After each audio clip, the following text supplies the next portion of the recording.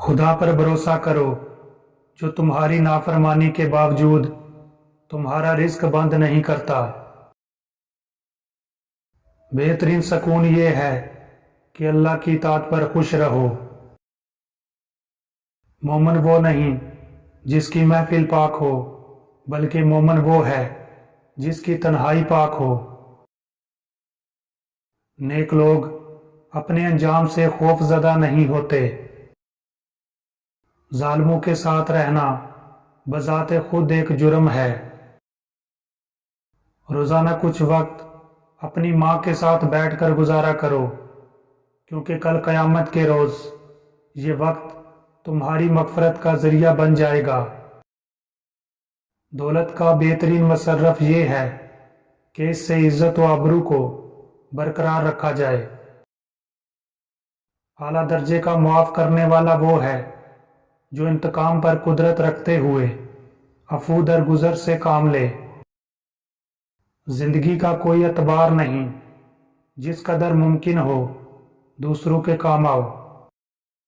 اگر تم کو خدا کی جنت دنیا میں دیکھنے کا شوق ہو تو ایک بار اپنی ماں کی گود میں سو کر دیکھنا۔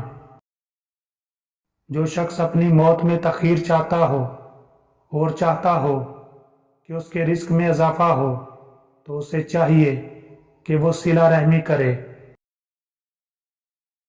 اگر دنیا میں تمہیں کبھی شدت سے غم ملے تو گھبرانا مت، میرے غم کو یاد کر لینا، تمہارے غموں کا وزن ہلکا ہو جائے گا۔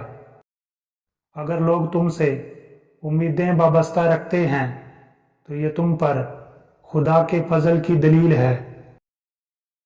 مال یا جان کا چلا جانا نقصان نہیں، انسان کا سب سے بڑا نقصان کسی کی نظر سے گر جانا ہے۔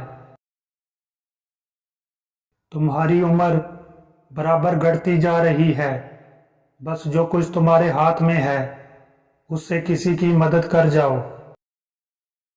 اگر دنیا میں انقلاب لانا چاہتے ہو تو تہذیب نفس کا آغاز خود سے کرو، دنیا خود بدل جائے گی۔